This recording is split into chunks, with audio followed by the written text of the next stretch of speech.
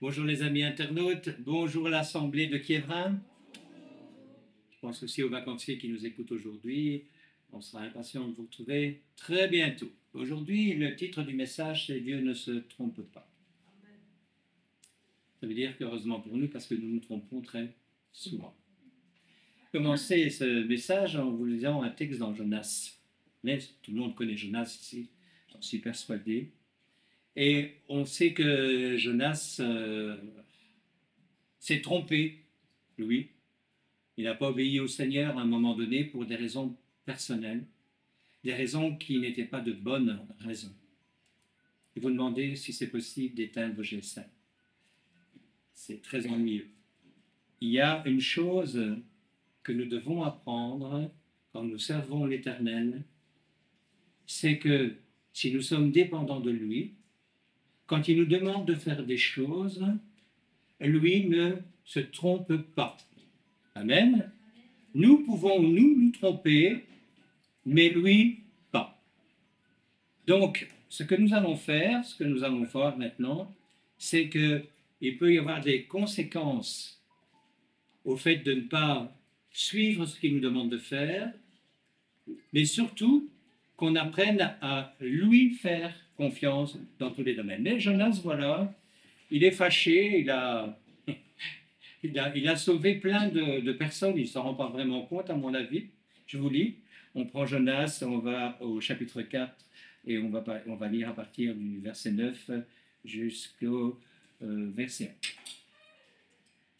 Dieu dit à Jonas, « Fais-tu bien de t'irriter à cause du ricin ?» Donc en fait, vous connaissez la petite histoire, après avoir fait ce que Dieu lui a demandé, il se retire, il a chaud, Dieu fait pousser un ricin, le lendemain, le ricin disparaît, et Jonas, il est fâché. Il est fâché sur Dieu, il est vraiment fâché sur Dieu. Et Dieu lui pose la question, est-ce que tu fais bien de t'irriter? Et il répond, je fais bien de m'irriter jusqu'à la mort. Je ne sais pas s'il se rend bien compte de ce qu'il dit, mais en tout cas, il n'est pas content, et il dit à Dieu, j'ai raison, et je vais bien mourir parce que j'ai raison. Voilà, là, c'est tout. L'Éternel dit, tu as pitié du ricin qui ne t'a coûté aucune peine, et que tu n'as pas fait croître, qui est né dans une nuit et qui a péri dans la nuit. Ben, souvent, Dieu nous donne plein de choses, on ne s'en rend pas compte. C'est une norme. C'est une norme qu'on ait une habitation. C'est une norme qu'on ait un travail. Encore souvent, le travail nous ennuie, hein, parce qu'il faut se lever, il faut faire des efforts. C'est une norme que dans notre frigo, on n'a pas toujours ce qu'on veut, mais on a un frigo qui est toujours rempli. C'est une norme d'avoir de l'argent en compte en banque. Et surtout, attention, je le dis franchement, je le pense, hein, on va respecter les dîmes parce qu'il faut les respecter, mais c'est au centre près. Il ne faudra pas que ça coûte de trop. Et pour certains, la dîme et les offrandes, moi je veux recevoir, mais je ne veux rien donner. C'est plus facile, c'est vrai. On accepte la bonne santé, la maladie. Pourquoi? Parce que moi je suis malade. On résume un peu l'état de pensée de notre ami Jonas. Il a travaillé pour Dieu, le ricin qu'il protégeait de la chaleur a disparu, il est fâché jusqu'à en mourir. Pas mal quand même. Écoutez bien. Moi, dit l'Éternel, je n'aurai pas pitié de Ninive, la grande ville dans laquelle se trouvent plus de 120 000 hommes qui ne savent pas distinguer leur droite de leur gauche et des animaux en grand nombre. On n'est pas toujours le centre du monde. Non, non, pas le centre du monde. Il a pensé aux animaux. Mais les 120 000 hommes dont il est parlé ici, dans les traductions hébraïques, il parle de jeunes enfants de 3 à 4 ans. Donc, les exégètes disent que s'il y avait 120 000 enfants, ça veut dire que Ninive comportait grosso modo 600 000 âmes. 600 000 âmes. Jonas, il est fâché. Il a sauvé 600 000 âmes par l'Esprit du Seigneur et il est fâché. Parce qu'il est dans un inconfort, il fait chaud, que le ricin vient de disparaître. Pourtant, Dieu ne se trompe pas quand il choisit les hommes. On va aller dans le Nouveau Testament. On va lire quelque chose que j'aime beaucoup. C'est l'appel des disciples. Jésus n'a pas choisi ses disciples d'une certaine manière. J'ai envie de prendre celui-là parce qu'il a une belle tête. J'ai envie de prendre celui-là parce que c'est un orateur excellent. Non, il est allé sur la montagne prier. Et il a demandé à son père, montre-moi les personnes que je dois choisir. C'est ça qu'il a fait. Il n'y a pas de critères avec Dieu qui sont autres que les siens. Nous, on regarde avec nos yeux. On réfléchit comme on en a envie. Et surtout, on va prendre ce qui nous intéresse dans la parole de Dieu pour que ça nous coûte le moins possible. La majorité des chrétiens qui n'ont pas compris qu'il faut être dépendant de Dieu parce qu'il ne se trompe pas et qu'il nous a choisis sont des hommes et des femmes extrêmement limités dans le service, dans la relation avec Dieu, dans tout ce qui concerne la vie spirituelle. Généralement, ce sont des propres justes qui n'hésitent pas à critiquer l'un pour ceci, à critiquer l'autre pour ça, et faire ceci et faire cela. Mais en fait, eux-mêmes sont souvent des Jonas. Si Dieu se sert d'eux, parce que Jonas, Dieu s'est servi de lui pour sauver 600 000 âmes et un nombre incalculable d'animaux. Quelque chose. Marc 1. Versets 16 à 20. Comme il passait le long de la mer de Galilée, alors on m'a dit, oui, donc c'était du hasard. Non. Il faut comprendre le texte. Il allait là parce qu'il savait qu'il allait trouver ceux qu'il allait trouver. Il vit Simon et André, frères de Simon, qui jetaient un filet dans la mer, car ils étaient pêcheurs. Jésus leur dit, suivez-moi, et je vous ferai pêcheurs d'hommes. Aussitôt, ils laissèrent leur filet et le suivirent. Étant allés un peu plus loin, il vit Jacques, fils de Zébédée, et Jean, son frère, qui eux aussi étaient dans une barque et réparaient les filets. Aussitôt, il les appela et laissa leur père Zébédée dans la barque avec les ouvriers. Ils le suivirent. Simon et André, c'est la première paire des disciples qu'il a choisis. Il les a vus, Dieu a montré, et il va les chercher. Comme Dieu ne se trompe jamais, qu'est-ce qu'ils ont fait les deux? Ils ont suivi Jésus. Amen. Mais pas par intérêt ou par, voilà, oui, c'est pas mal, je vais me convertir, ou moi je serai sauvé.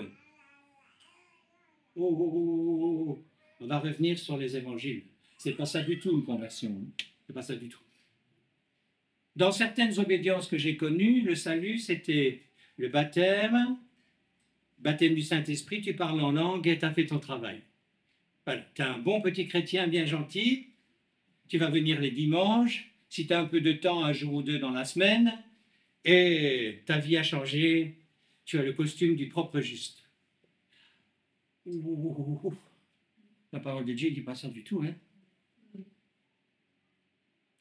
Comme la deuxième paire, Jacques et Jean, c'est sûr que ces quatre-là avaient entendu déjà Jésus, parce que bon, ce n'est pas explicitement dit dans le texte, mais ils avaient déjà été touchés par Jésus.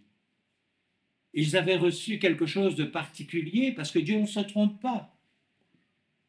Et c'est une des raisons pour lesquelles ils ont tout quitté. Parce que les deux dont je viens de parler, il nous a dit que leur papa Zébédée avait des ouvriers. Donc ce qui veut dire que c'était certainement une petite affaire florissante. Ils ont tout laissé tomber. Ils ont dit, ok, on va te suivre. Vous savez, le suivez-moi du Seigneur ici, il est en rapport avec l'engagement du disciple. Il dit que ce que ces hommes devinrent, c'est ce que nous devons devenir. Pas les touristes du dimanche matin. Tous dimanche matin. Moi, je suis un touriste bientôt, je retourne à Poitiers. Est-ce que je fais partie de la ville de Poitiers? Je vais y vivre un peu, oui. Mais qu'est-ce que je vais y faire? À part dépenser mon argent et gratter mes grilles. Et passer du bon temps. Hein? Je ne peux pas dire que je suis un habitant de Poitiers. Pourtant, ça fait des années qu'on va dans cette maison, les voisins me connaissent, ils savent que, mais ils me considèrent comme un vacancier. Je ne suis pas quelqu'un qui fait partie, enfin, j'habite pas, on n'a pas la maison à Poitiers, c'est Saint-Georges-Bayargeau, mais c'est très long. Je ne suis pas un habitant de Saint-Georges, je suis un vacancier, pauvre. Ma femme, c'est une ex-résidente. Voilà, c'est une ex-citoyenne de Saint-Georges, parce qu'elle est née là-bas, mais elle est quand même une vacancière. On est quoi pour Dieu? Des disciples ou des vacanciers? Qu'est-ce qu'on est pour Dieu? Pourtant, il ne s'est pas trompé quand il vous a choisi.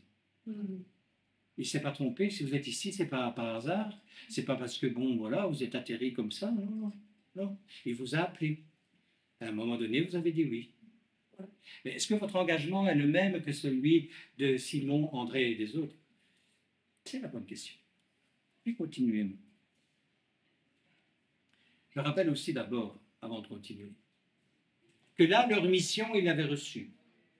C'était d'amener les hommes et les femmes à la connaissance de l'Évangile. Souvent, on me dit « Oh, je voudrais être ceci, je voudrais être cela ». La première mission de Jésus-Christ, ça a été de trouver des évangélistes sur lesquels il pouvait compter. Pas des érudits, des hommes érudits. Non, non, pas bien. Ce n'étaient pas des hommes érudits. Vous n'avez pas fait les grandes écoles. Non, non. Il voulait des hommes qui avaient un cœur selon Dieu. Des hommes qui allaient payer le prix, qui allaient comprendre que le principal, ce n'était pas ma petite vie confortable, comme j'en ai envie, avec le salut, bien évidemment, mais qui ne voudrait pas être sauvé. Quand tu as été touché par le Seigneur, bien sûr que tu veux être sauvé. Et ça, c'est qu'une petite partie. Souvent, dans ce que j'entends autour de moi, les hommes sont d'accord avec ça de la Bible. Le livre, il est comme ça, ils sont d'accord avec ça. Ça, c'est le salut. Ça, pas de problème. Combien de fois que je n'ai pas entendu me dire « Je crois, je suis sauvé ». Parce que la parole de Dieu dit « Je crois, je suis sauvé ». Oh, et non, mon frère, ma soeur, arrête. C'est bien trop réducteur.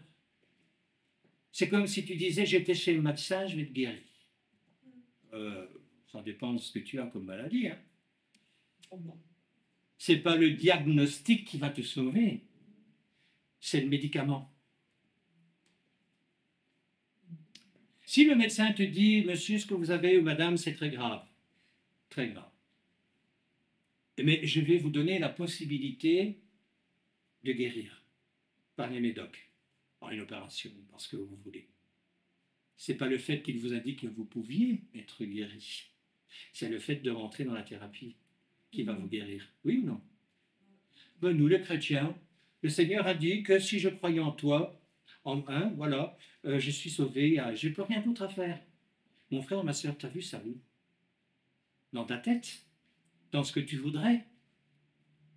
Je vais continuer comme j'ai envie de vivre. Je crois au Seigneur, je suis sauvé. La parole de Dieu dit que les démons croient aussi et ils tremblent. Amen. C'est là où on doit revenir en nous-mêmes et arrêter de croire n'importe quoi. Il y a un texte dans la parole de Dieu, je ne vais pas le chercher maintenant, mais qui dit qu'il y a des hommes et des femmes qui sont spécialisés d'aller dans les maisons et de raconter à des femmes qui sont veuves à l'époque des fables. Et ces femmes veulent toujours connaître et connaître et connaître et connaître, et elles ne viennent jamais au salut. Pourquoi? Pourquoi? Parce qu'elles prennent ce qu'elles ont envie de prendre et elles mettent de côté ce qui ne les intéresse pas. Et qu'est-ce qui n'intéresse pas généralement chez l'être humain dans la parole de Dieu? C'est la sanctification. C'est la mort à soi-même. C'est quand Dieu dit ça, tu vas arrêter et que tu dis non, non, non, non, non, non. Je veux ton salut. Ah, ça, je le veux. Il n'y a pas de souci. Parce que je sais que demain, je peux mourir. Mais je ne lâche pas ça. Marc 1, verset 35-39. Vers le matin, pendant qu'il faisait encore très sombre, il se leva et sortit pour aller dans un lieu désert où il pria. On parle de Jésus, bien sûr. Simon et ceux qui étaient avec lui se mirent à sa recherche. Et quand ils l'eurent trouvé, lui dirent « Tous te cherchent. » Il leur répondit, allons ailleurs dans les bourgades voisines, afin que j'y prêche aussi, car c'est pour cela que je suis sorti.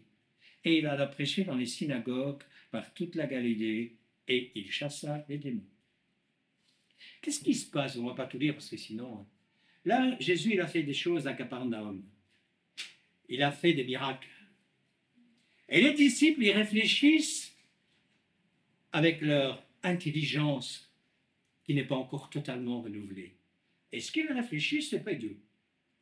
Ils se disent, on va profiter de ce qu'il a fait pour annoncer la bonne nouvelle.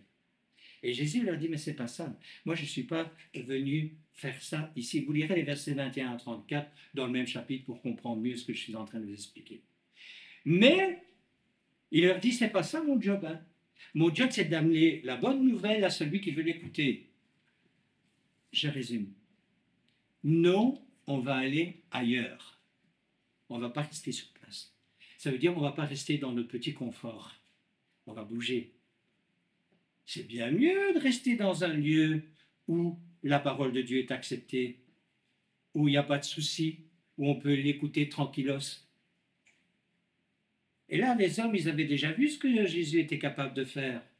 Donc, bien sûr que eux, ils savaient qu'ils allaient annoncer la bonne nouvelle plus facilement là qu'ailleurs.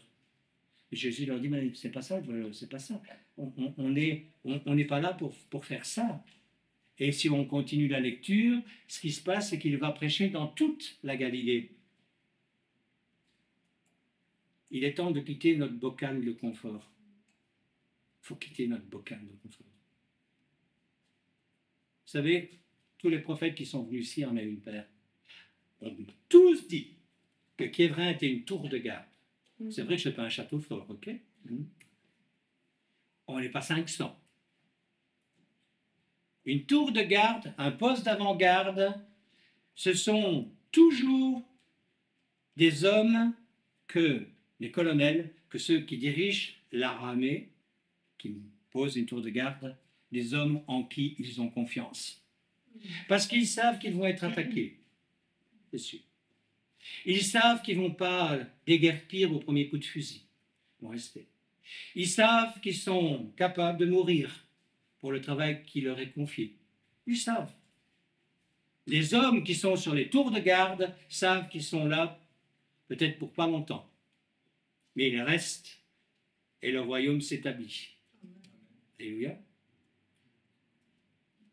Ouais, mais moi, je ne veux pas être dans la tour de garde. Est-ce que le Seigneur t'a demandé ton avis? Oui.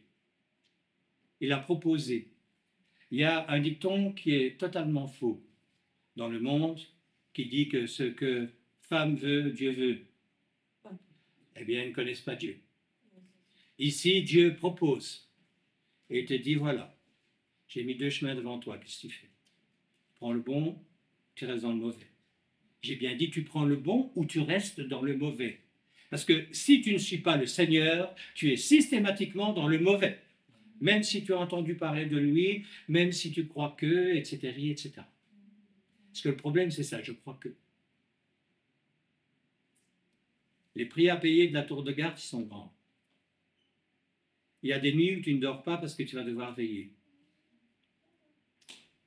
Il y a des nuits où tu ne dormiras pas parce que tu seras attaqué. Tu n'es jamais tranquille. Mais c'est glorieux. Ils quittèrent tout. Quand Jésus les a appelés, ils quittèrent tout. Et ils le suivirent partout. Marc 1, verset 40.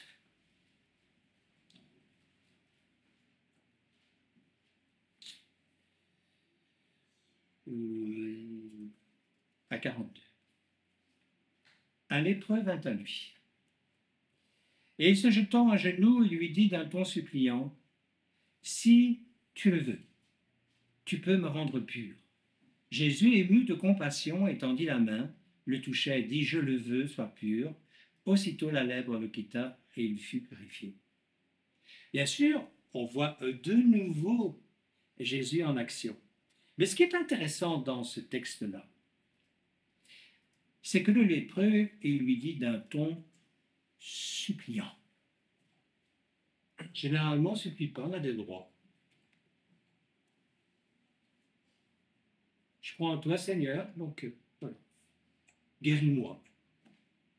Fais de moi l'homme que je veux. Bénis mon portefeuille, bénis ma famille. Le lépreux, il est intelligent. Vous savez pourquoi il est intelligent? Parce qu'il sait qu'il va mourir de sa maladie. C'est pour ça qu'il est intelligent, le lépreux. Il a conscience qu'il va partir. Et il dit d'un ton suppliant, si tu veux, tu peux me rendre pur. Mais il avait envie d'être rendu pur. Alors ici, on parle de la lèpre. Dans la parole de Dieu, la lèpre, c'est le péché. Combien de propres justes qui disent, je n'ai pas besoin de toi, je suis sauvé, parce que ta parole a dit que, prennent une petite parole qui les intéresserait, c'est minuscule, rien du tout. Et tout le reste, qui sont capables de discuter des heures et des heures sur la manière dont on doit faire un culte. Quand tu lis la parole de Dieu, quand tu fais partie de la tour de garde, il n'y a pas d'heure pour servir le Seigneur. Non, non, non, non. Tu lui appartiens. Mon frère, ma sœur, comprends quelque chose. Dieu n'a pas besoin de toi une bonne fois pour toutes. Par contre, toi, humilie-toi parce que tu as besoin de lui. C'est ça qu'il faut comprendre. Et si tu n'as pas compris ça, tu n'as rien compris du tout. Tu es quelqu'un qui a une connaissance minimale, peut-être même importante dans certains domaines, mais qui ne t'amène pas au salut. Et le pire, c'est que si tu ne te remets pas en question, tu vas te retrouver un jour comme moi, je serai un jour confronté à cette réalité devant ton Créateur, et il risque de te dire, si tu n'as pas compris ce que je viens de dire maintenant, je ne te connais pas. Qui es-tu? Comment je ne te connais pas? Hey, j'allais à l'église de Kérin tous les dimanches, d'une telle heure à une telle heure, et tu ne me connais pas. Il ne va pas te parler du dimanche, il va te parler de la semaine.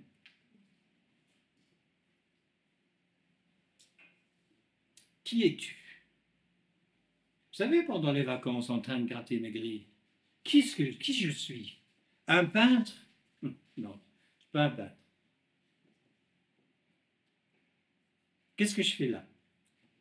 65 ans, et je vais peindre le bazar, quand tout sera peint, quand tous les châssis seront peints, je ne serai plus là pour pouvoir profiter de mon travail.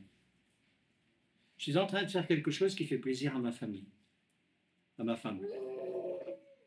Et pendant ces temps-là, j'ai vraiment pu recevoir de la part du Seigneur. Pourquoi? Parce que vous savez, gratter, il ne faut pas beaucoup d'intelligence, il suffit de gratter. Mais j'aurais pu prendre du temps pour faire autre chose. Parce que beaucoup d'entre nous disent on peut écouter de la musique du monde, pas de souci. Les belles musiques du monde, hein. Oh, il y en a des belles. Hein. Hein? Non, je ne voulais pas écouter la musique du monde. Je voulais écouter ce qu'il avait à me dire. C'est ça, avoir une véritable relation. Que tu sois en train de garder ta grille ou que tu fasses quoi que ce soit d'autre, il doit être le premier dans ta vie. Et s'il est le premier dans ta vie, quand tu viendras le dimanche matin ici, tu ne vas pas apporter tous tes problèmes, tous tes malheurs, je pense que, de propre juste. Tu vas venir avec tes frères et tes sœurs célébrer le roi des rois. Amen. C'est ça que Dieu veut. Bah oui, on aurait pu faire comme ça. Hein. Tu as vu comme il est habillé, tu as vu comme il n'est pas habillé, tu as vu encore l'heure qu'il est, oh, ça, le timing n'est pas respecté, on fait toujours des appels aux dîmes et aux offrandes. Bah, pourquoi est-ce que, une petite ouverture, pourquoi est-ce qu'on fait des appels aux dîmes et aux offrandes? Parce qu'il y en a qui ne la donnent pas. Ou qui ne sont pas justes avec le Seigneur. Ah, mais le Seigneur ne m'a pas parlé. Il ne t'a pas parlé, c'est parce que tu ne lis pas la parole de Dieu. Et parce que tu as entendu les enseignements qui te plaisaient à ce sujet-là. Hein, c'est beaucoup plus facile de ne pas la donner. Hein. Dieu pourvoit. Hein. Bah oui, bien sûr. Tous les lundis, demandez à la trésorière, il y a une petite enveloppe. Hein, en dessous de la porte, Virginie. Hein, il y a une petite enveloppe que Dieu vient déposer. Et il appelle Virginie, il dit, tu peux venir chercher. Hein. J'ai mis mes dîmes et mes offrandes. Hein? Ben non, hein, c'est pas comme ça que ça marche. Non, non, non, pas du tout. Lis la Bible, hein, mon frère, ma soeur. Et arrête de croire que tu as raison. Il est grand temps, parce qu'un jour ou l'autre. Quand tu as peur de la mort, mon frère, ma soeur, dis-toi qu'il y a un problème. Hein. On doit parler de ces choses-là. Ça, c'est mon travail. Si tu crains la mort, tu as un problème. Ça veut dire que tu sais que tu ne seras peut-être pas accueilli comme tu voudrais. Aujourd'hui, le Seigneur dit quoi? Mets ta vie en ordre. Et il te dit, comme à Jonas, tu vas faire ce que je te dis. Parce que si tu ne fais pas ce que je te dis, tu vas avoir des soucis. Vous connaissez la vie de Jonas, hein? Jonas, à un moment donné, il dit, moi, aller sauver mes ennemis, jamais de la vie. Mais pourtant, Jonas, ce n'est pas n'importe qui. Jonas, il a une fameuse relation avec Dieu. Et il se permet de lui dire, non, non, pas question. Et d'ailleurs, c'est le moment de prendre des vacances. Et il prend le bateau, il va en vacances. Hein? Dieu l'a ramené en lui disant, tu fais ce que je te dis. Et vous savez pourquoi il l'a fait? Parce que non seulement il ne voulait pas que Jonas se perde, mais il voulait sauver 600 000 hommes. Dieu ne se trompe pas. Il a choisi Jonas parce qu'il savait que Jonas était capable de sauver 600 000 âmes. Et si tu es ici aujourd'hui, mon frère, ma soeur, c'est d'abord parce qu'il veut te sauver, comme il a sauvé Jonas, et il veut que tu ailles sauver aussi ceux qu'il mettra en face de toi. Amen. Voyez ça?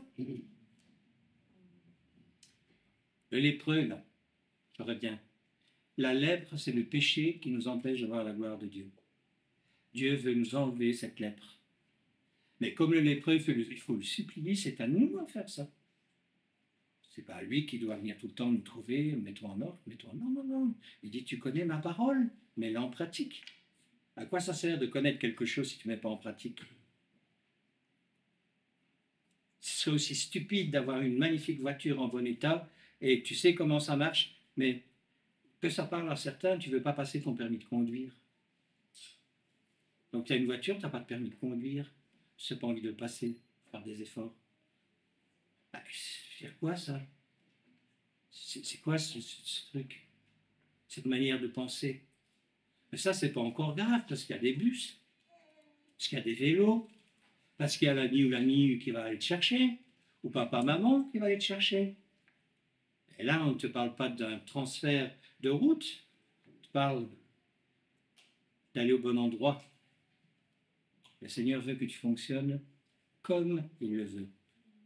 Et aujourd'hui, sans le mettre en question, c'est une nécessité dans laquelle nous devons non seulement prendre position par rapport au monde qui nous prêche le contraire, mais même dans certaines églises, on prêche le contraire dans la parole. Venez à Dieu, il est bon. La vie est rose avec le Seigneur. Ah non, pas du tout. Dès que tu rentres dans la dimension de vouloir devenir un disciple, les problèmes commencent. Tu vas devoir faire un tri dans tes amitiés. Toutes tes mauvaises habitudes que tu aimes, là, tu vois ce que je veux dire? Ça peut être n'importe quoi. Tu vas devoir les abandonner. Je vais vexer certaines personnes. Si tu es un peintre, si tu es un radin, que ce soit au niveau de l'argent ou au niveau de ton temps, le Seigneur va te dire, tu vas devoir changer. Tu vas devoir entrer dans une autre dimension. Parce que comme maintenant, je suis le premier dans ta vie, tu vas t'occuper de mes affaires.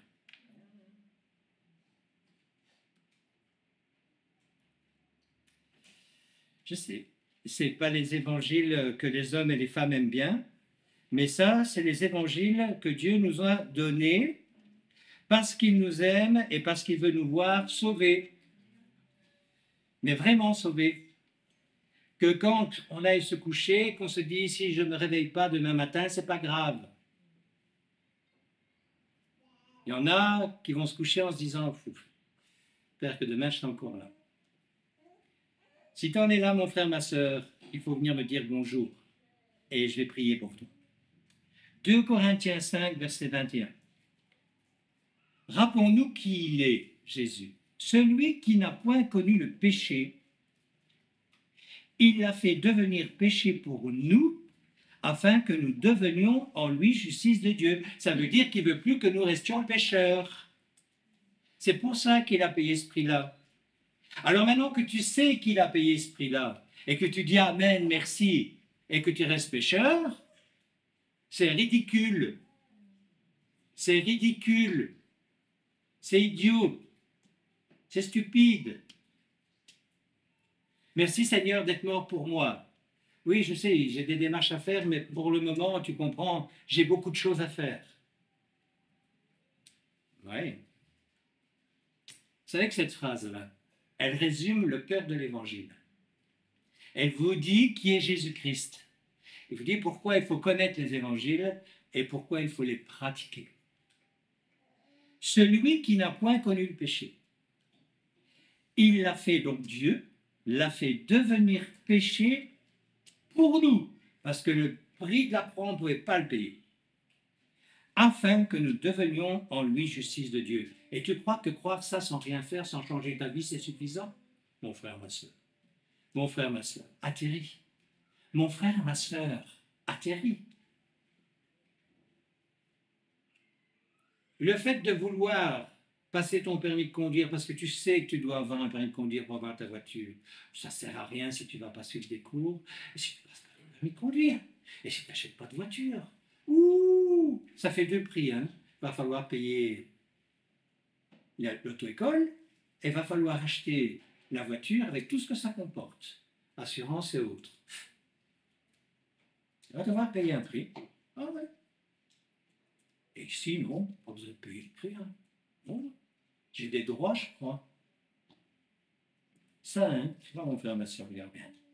Ça, c'est un livre de devoirs. Et si tu réponds aux devoirs, tu vas rentrer dans la dimension de recevoir des droits, de voir des promesses se réaliser dans ta vie. À partir du moment où tu as compris que c'est un livre de devoirs, pas un livre de droits. Aujourd'hui, le Seigneur, ce qu'il cherche, vraiment, ce sont des adorateurs en esprit et en vérité. Le reste. Marc 5, 22. On va parler d'une maladie guérie. Alors vint un des chefs de la synagogue, nommé Jairus, qui, l'ayant aperçu, se jeta à ses pieds. Et il lui adressa cette instante prière. Et il lui adressa cette instante prière. Quelqu'un de déterminé. Ma petite fille est à l'extrémité, donc elle va mourir. Viens, impose-lui les mains, afin qu'elle soit sauvée et qu'elle vive. Moi, j'aime bien cette phrase après, verset 24. Jésus s'en alla avec lui, et une grande foule le suivait et le pressait. Pourquoi? Parce qu'elle savait que Jésus allait guérir. La foule, elle sait, elle a vu.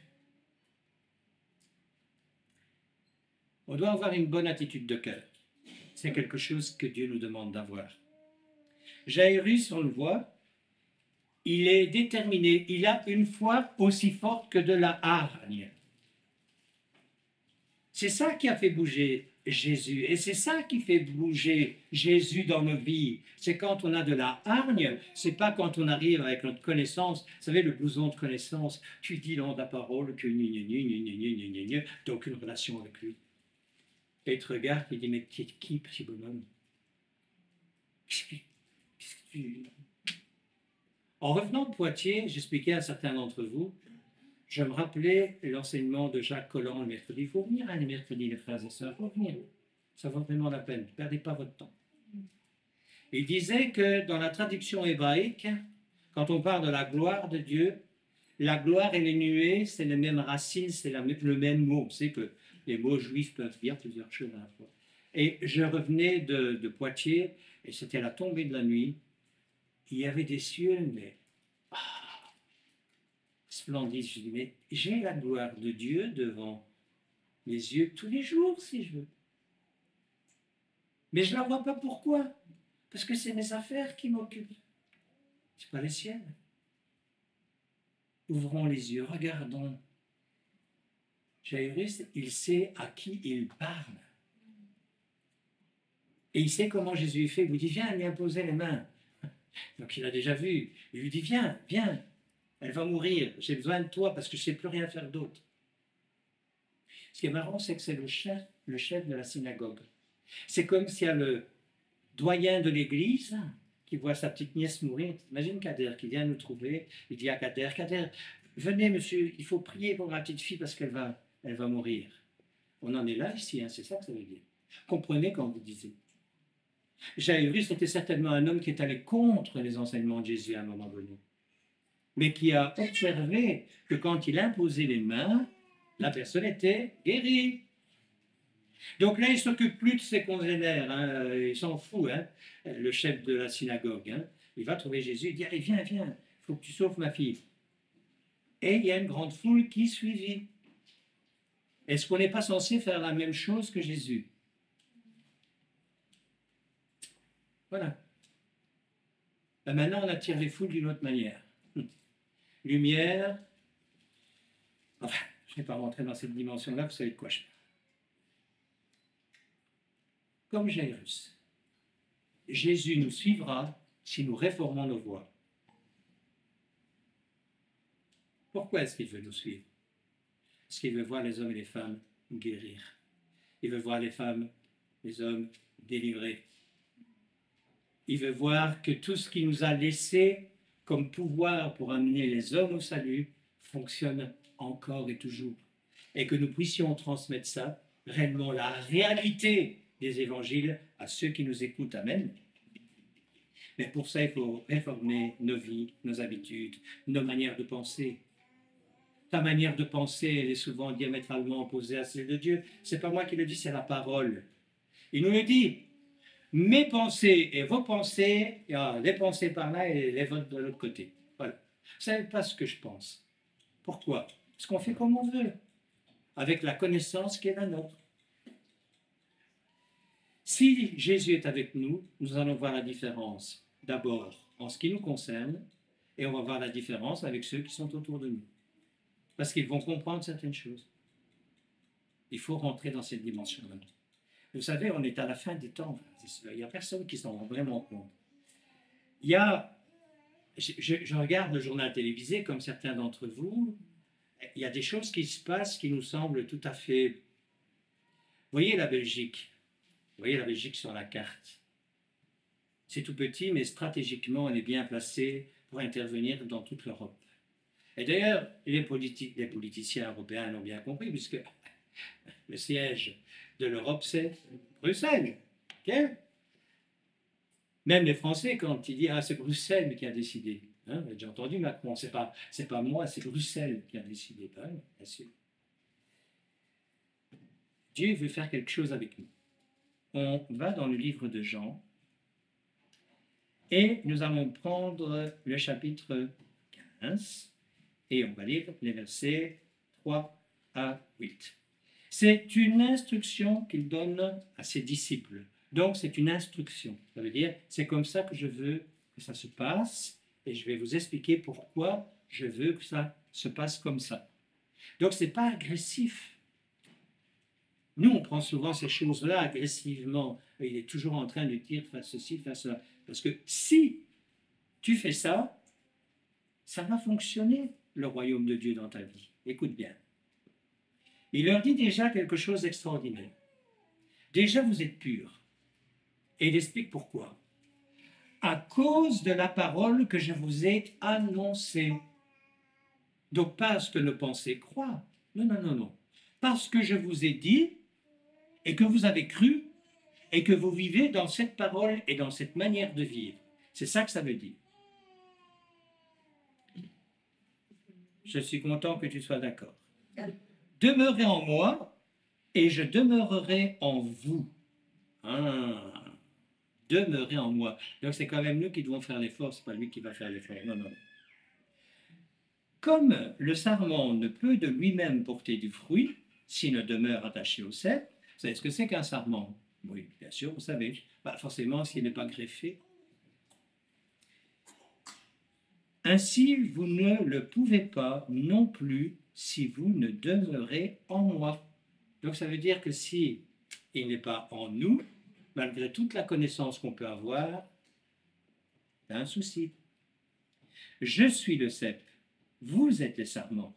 Celui qui demeure en moi et en qui je demeure porte beaucoup de fruits, car sans moi, vous ne pouvez rien faire.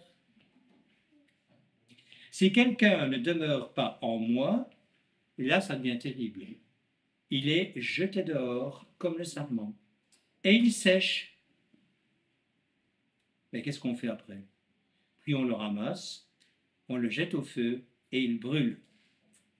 Si vous demeurez en moi, et que mes paroles demeurent en vous, demandez ce que vous voudrez, et cela vous serait accordé. Ah, donc c'est bien ce que je disais tout à l'heure. Pour voir les promesses se réaliser dans la vie, il faut d'abord que nous, on soit au diapason de ce qu'il veut. Sinon, on ne voit rien du tout. Il accorde à une condition, c'est qu'on soit des sarments greffés au cep. S'il n'y a pas ça, tu peux demander ce que tu veux, tu n'auras rien. Mais je t'aime, Seigneur. Non, tu m'aimes mal. Vous savez, je vais vous raconter quelque chose que j'ai vécu.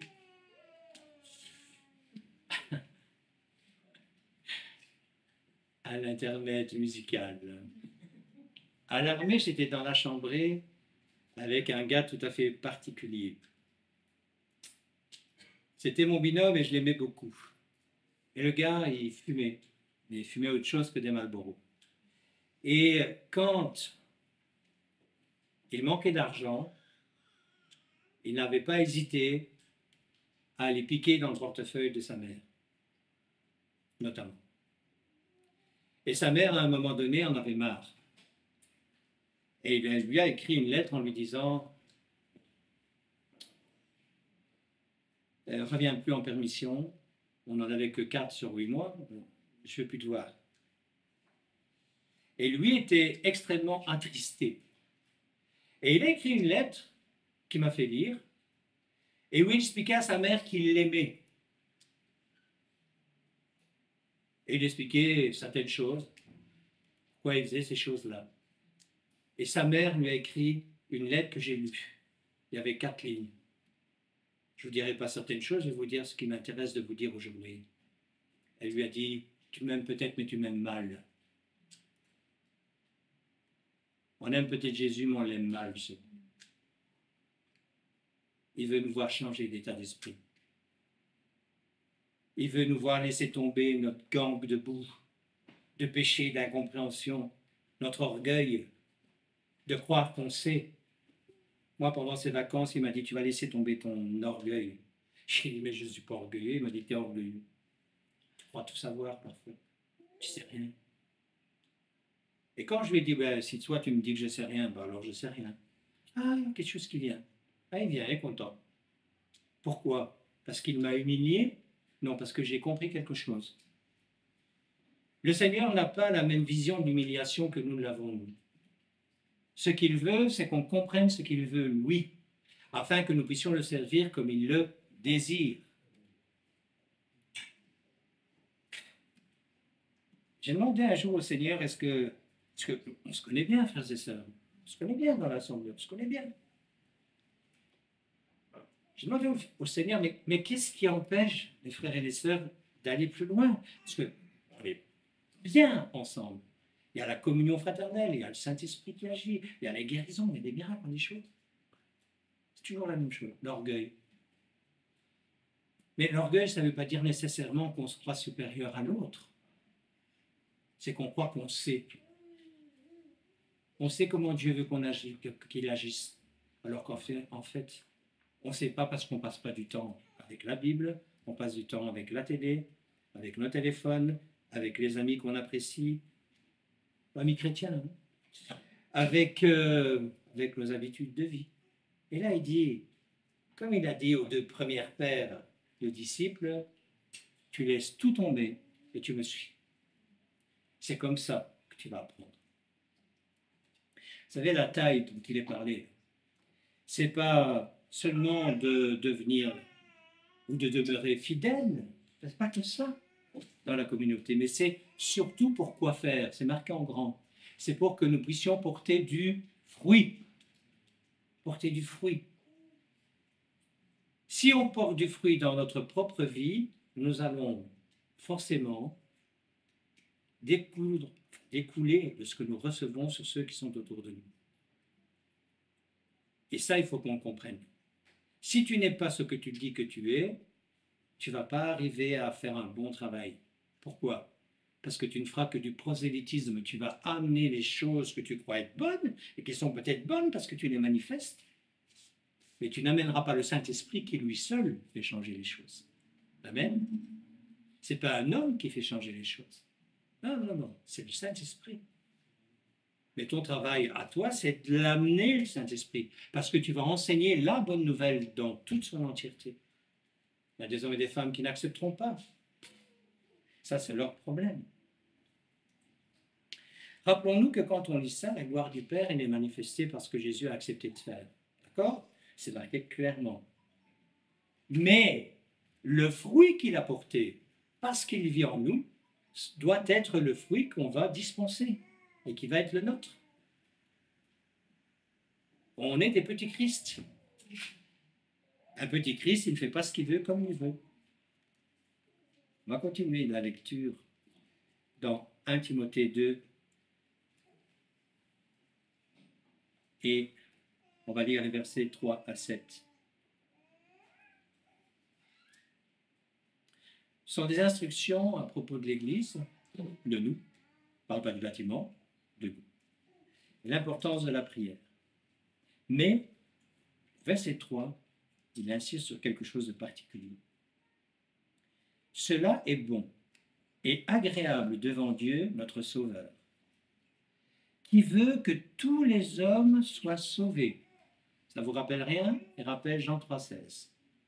Et parviennent à la connaissance de la vérité. Alors là, mon frère, ma sœur, j'insiste sur un point. Sa vérité, pas nos vérités. Écoutez bien. Car il y a un seul Dieu et aussi un seul médiateur entre Dieu et les hommes, Jésus-Christ, homme, qui s'est donné lui-même en rançon pour tous.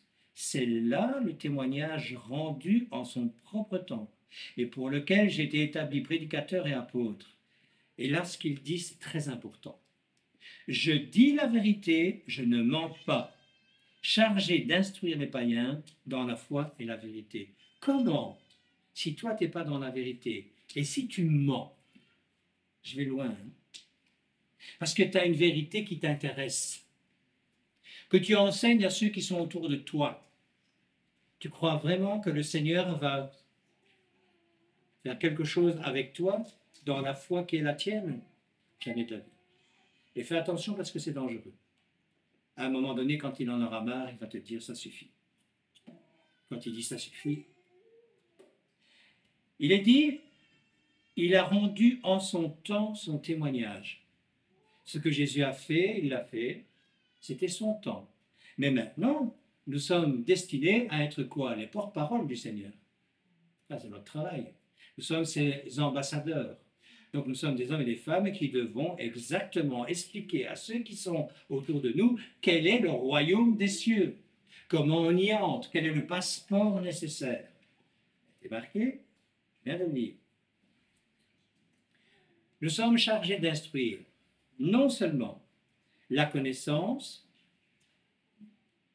qu'il veut que nous transmettions dans la foi, marqué, et dans la vérité.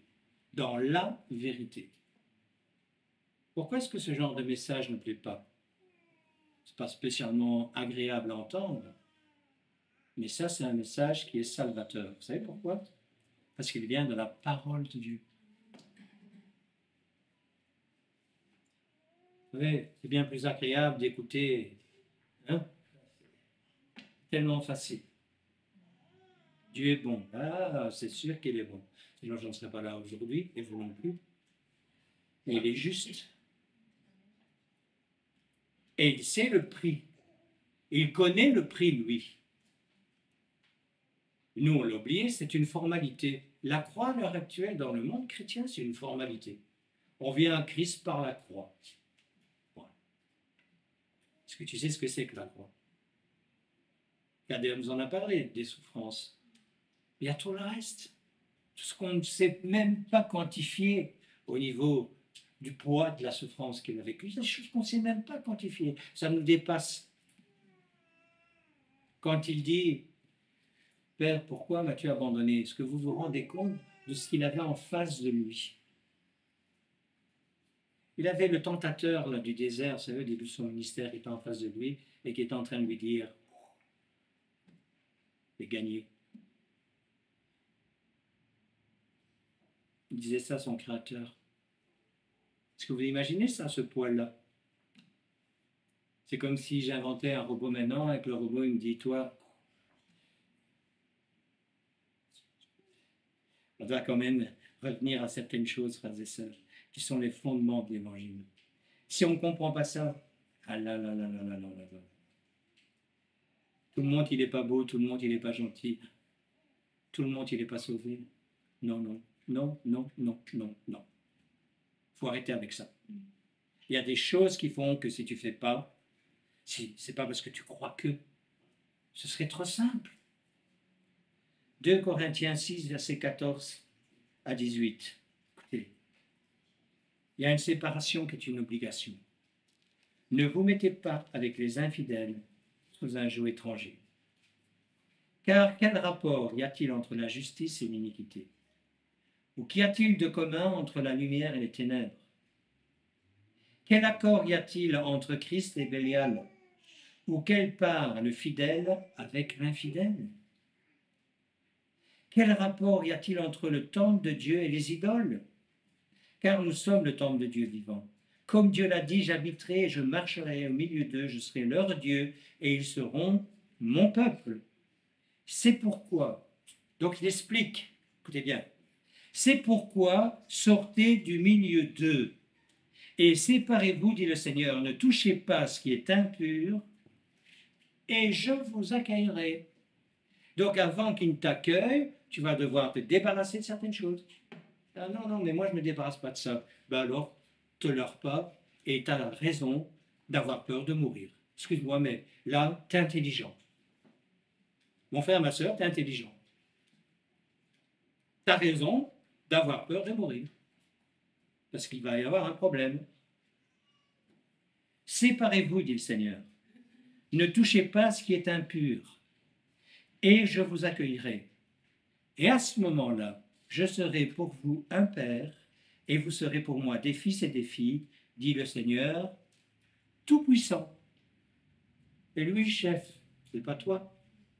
C'est pas toi qui vas lui dire comment tu vas faire avec toi.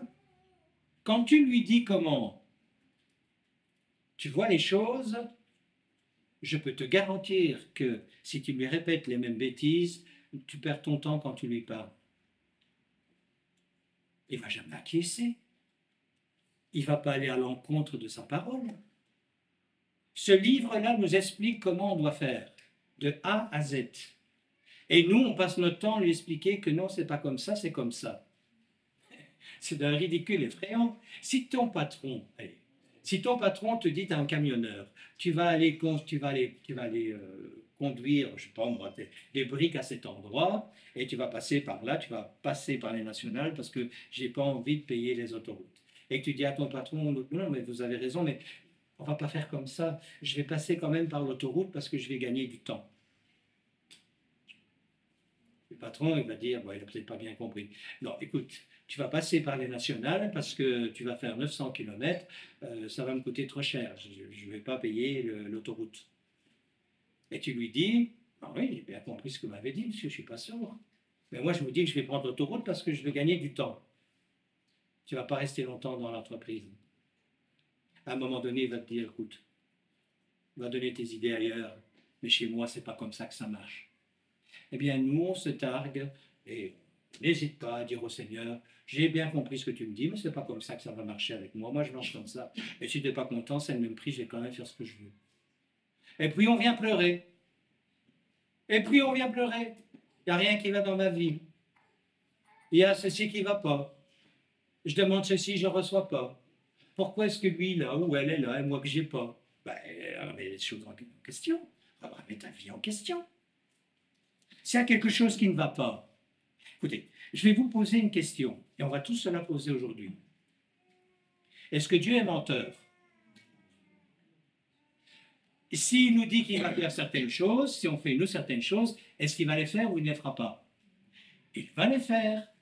Donc s'il ne les fait pas, ce n'est pas lui qui doit se remettre en question, c'est nous. Il a un plan pour nous. Et ce n'est pas n'importe quoi, et ça date depuis longtemps. Ag 2, versets 6 à 7. Car ainsi parle l'Éternel des armées. Encore un peu de temps, et j'ébranlerai les cieux et la terre, la mer et le sec. J'ébranlerai toutes les nations, et les trésors de toutes les nations viendront, et je remplirai de gloire cette maison, dit l'Éternel des armées. La soumission des nations, elle arrive. Et il nous en fait les spectateurs et les acteurs. On est les deux, spectateurs et acteurs. Voilà pourquoi nous devons accepter d'être secoués. Vous comprenez ce que je veux vous expliquer? Et être secoué, c'est dans nos entendements, dans notre manière de voir les choses. Le Seigneur veut qu'on change d'état d'esprit. Il veut qu'on change d'état d'esprit. C'est une obligation. Vous savez pourquoi c'est une obligation? Parce qu'on n'est pas des êtres idiots, et que si on est ici, c'est parce qu'on croit au salut, c'est parce qu'on croit à la guérison, c'est parce qu'on croit à la délivrance. Mais il nous dit maintenant, tu vas faire ce que je veux. Et tu vas arrêter de regarder à droite, à gauche, de faire n'importe quoi. C'est ça qu'il veut. J'ai une fois ici un jeune garçon, il est rentré dans cette salle. Je le connaissais très bien. J'aimais beaucoup ce jeune garçon. Il avait plein de dons. Et il est rentré ici, il puait l'alcool, il puait la clope. Il avait des yeux qui pendouillaient. Et je lui dis, mais qu'est-ce que tu as fait hier? Rien fait de mal. Ce jeune garçon n'est plus parmi nous depuis des années. Hein.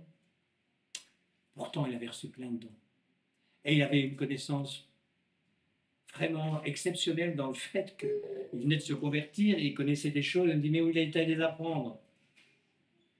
Dieu lui avait donné. Et il n'a pas tenu la route. Les dons, c'est une chose. Le caractère, c'en est une autre. Et le Seigneur veut que notre caractère soit forgé. Et c'est pour ça qu'il nous fait passer par la souffrance. C'est pour ça qu'il nous fait passer par des chemins qu'on ne veut pas emprunter. Tout le monde aime bien le psaume 23. Magnifique le psaume 23. Il est partout avec nous, oui, dans la vallée de l'ombre de la mort. C'est ce que c'est que la vallée de l'ombre de la mort. C'est pas un endroit intéressant, hein, la vallée de l'ombre de la mort. Moi, je ne veux pas y aller dans la vallée de l'ombre de la mort. Mais il est là aussi, dans la vallée de l'ombre de la mort. Ça veut dire qu'on va y passer dans la vallée de l'ombre de la mort. Et on y passe tout le temps, hein, dans ces vallées. C'est à ce moment-là que tu fais comme Jonas. Si tu n'as rien compris, tu lèves le poing. Ben, fais-moi mourir alors. Hein. Moi, la question que je pose quand Jonas dit ça, alors qu'il connaît Dieu, alors qu'il vient de... Dieu s'est servi de lui pour sauver, encore une fois, à peu près 600 000 âmes. Vous vous rendez compte de l'honneur que Dieu a fait à Jonas à ce moment-là? Il lève le poing, il dit, fait chaud, froid, enfin, t'as sauvé mes ennemis. Non. Je termine. Hébreux 10, versets 35 et 39. N'abandonnez donc pas votre assurance, à laquelle est attachée une grande rémunération. Car vous avez besoin de persévérance, afin qu'après avoir accompli la volonté de Dieu, donc après avoir accompli la volonté de Dieu, tant que tu ne l'as pas accompli, vous obteniez ce qui vous est promis. Encore un peu de temps, celui qui doit venir viendra et il ne tardera pas, et mon juste vivra par la foi. Mais s'il se retire, mon âme ne prend pas plaisir en lui. Nous ne sommes pas de ceux qui se retirent pour se perdre, mais de ceux qui ont la foi pour sauver leurs âmes. Et tout le monde dit Amen. On n'est pas de ceux qui vont perdre notre salut, frères et sœurs. Amen. On connaît trop la parole de Dieu dans cette maison pour se contenter de la connaître.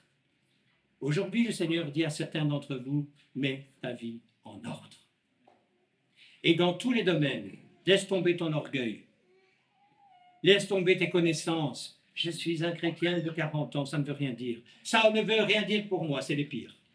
Généralement, ça fait 40 ans qu'ils vivent dans leurs mauvaises habitudes et qu'ils les gardent. Ah, j'ai toujours fait comme ça restera comme ça. Les jeunes qui arrivaient, on est dans le contraire, ceux qui viennent juste de commencer à comprendre, mettez vos vies en ordre aussi, pour ne pas avoir de difficultés. Le Seigneur va se servir de vous. Il a un plan parfait pour vous. Mais il veut que là, voyez là, que tu lui donnes l'autorisation qui vienne avec un burin. Pourquoi est-ce qu'il nous est dit dans la parole que nos pensées doivent être captives à l'obéissance de Jésus-Christ? Parce que nos pensées ne sont absolument pas captives à l'obéissance de Jésus-Christ. Elles sont captives à ce que moi j'ai envie de faire. C'est tout. Ça oui, ça non. Moi j'ai un jour, ici, dans cette maison, c'est bien, une dame qui m'a dit, mais avec un calme olympien, ce que tu as dit, je sais que c'est vrai. Parce que je connais. Ce que tu as dit, je l'ai lu de nombreuses fois. Et avec un regard, je vous raconte pas, elle m'a dit, mais c'est non. Je lui ai dit, ça c'est pas mon problème, c'est ton problème. C'est pas à moi qu'il faut faire plaisir. Moi, pour certains, vous ne me verrez plus pendant une semaine. Ceux qui viennent que le dimanche et d'autres, vous me reverrez mercredi, mais pas avant. Mais le Seigneur, il est omniscient, omniprésent et omnipotent. À lui, tu caches rien du tout. Et quand tu dis non à son évangile, il sait très bien que tu lui as dit non. Et tu vas en porter la responsabilité. Tu peux être sûr, mon frère, ma soeur, tu vas en porter la responsabilité. Si tu as fait bien, alléluia. Si tu avais mal, il y aura d'autres conséquences. Ce n'est pas le moment de revenir en arrière. Parce que bientôt, Maranatha, Jésus revient bientôt. Alors il y en a qui disent, oui, qu'ils viennent, qu'ils viennent. Je pense qu'ils sont un peu inconscients dans certains cas. C'est bien de lui dire, oui, viens, viens, si tu es capable de l'accueillir. Si tu es sûr que s'il est en face de toi, tu lui dis, ah, mon Seigneur, enfin, tu es là. Oui, si tu es dans cet état-là, Maranatha, alléluia.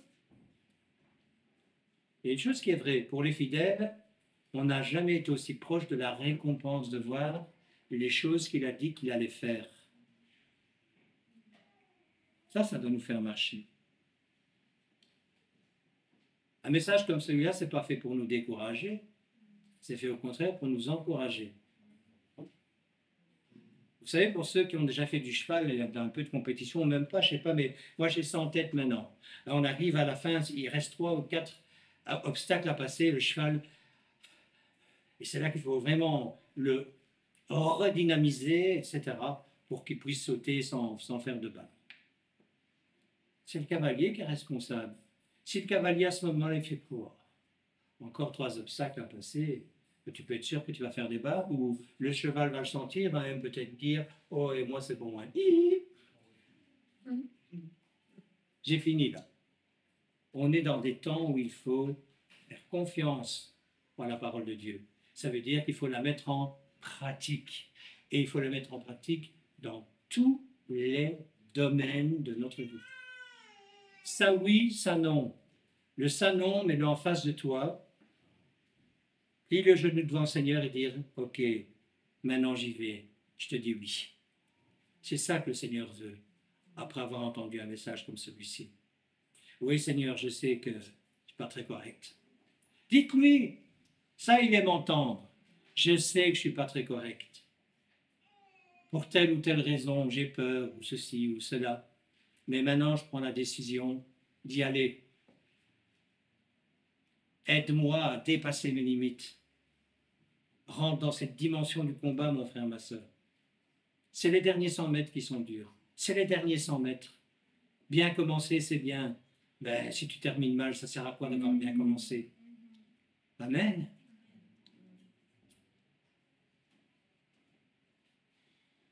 Si nous ne faisons pas preuve de foi, Écoute bien, en vérité, on sera jugé comme les païens. Je vais même vous dire quelque chose pire que les païens. Parce que les païens, ils auront une excuse, ils n'auront pas entendu. Mais nous, on a entendu. Nous, on sait. Donc, il faut arrêter. Arrêter d'être mou. Arrêter d'être toujours plaignant. Arrêter de toujours discuter. Si le Seigneur te demande de faire quelque chose, c'est parce qu'il se... Je répète le début du message. Il ne se trompe pas. Si tu es ici, c'est parce que tu es capable. Écoute ce que je te dis. Si tu es ici, c'est parce que tu es capable. Alors il y a un ennemi aussi qui te dit que tu n'es pas capable. Mais c'est votre responsabilité de lui dire, toi tu te tais, celui que j'écoute, c'est mon Seigneur et il s'appelle Yeshua. Amen. Toi, tu me dis que je ne suis pas capable, tu es un menteur. La parole de Dieu dit que tu es le père du mensonge. Là, tu peux t'énerver contre lui, énerve-toi contre lui. Dis, va-t'en, tu n'as rien à faire dans ma vie. Sale menteur, parce que c'est un sale menteur. Bats-toi. Et rappelle-lui, la parole, elle dit que tu es comme un lion. J'y sens, tu n'es pas un lion. Tu es comme un lion. Parce que le seul lion que je connaisse, c'est le lion de Juda.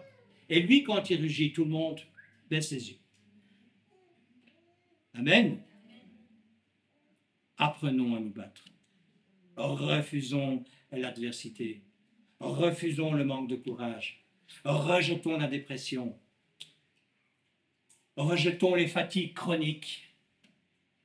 Tu ne fais plus partie de ma vie, fatigue chronique. C'est terminé. Rejetons les difficultés familiales, frères et sœurs. Il y en a beaucoup parmi nous. Si vous êtes mariés, vous vous êtes choisis mutuellement. Vous êtes devenus un binôme, et pas n'importe quel binôme. Binôme du Seigneur. Vous ne faites plus partie que d'une seule chair. Et la seule chair en plus, elle est liée par le troisième fil de la corde. Tu ne vas pas couper le troisième fil de la corde, mon frère, ma soeur. Oui, mais ça demande des efforts. Tout demande des efforts. Toujours. Tout demande des efforts. Mais on accepte de les faire, les efforts. Amen. Je vais prier avec vous. Frères et sœurs qui nous avez écoutés, j'espère que ce message vous aura fait du bien, parce que c'est le but, surtout vous faire rentrer dans une dimension que peut-être vous ne connaissez pas, ou que vous avez laissé tomber, pour quelque raison que ce soit, il n'y a pas de jugement. Mais rappelons-nous qu'un jour ou l'autre, nous allons nous retrouver devant notre Créateur. On n'aura pas le choix. Et que tant qu'on est ici-bas, on peut faire changer les choses, on peut changer les choses avec son esprit. Amen. Avec la connaissance qu'il nous a permis d'avoir. Et ça, c'est la véritable condition du salut. Il n'y a pas qu'à.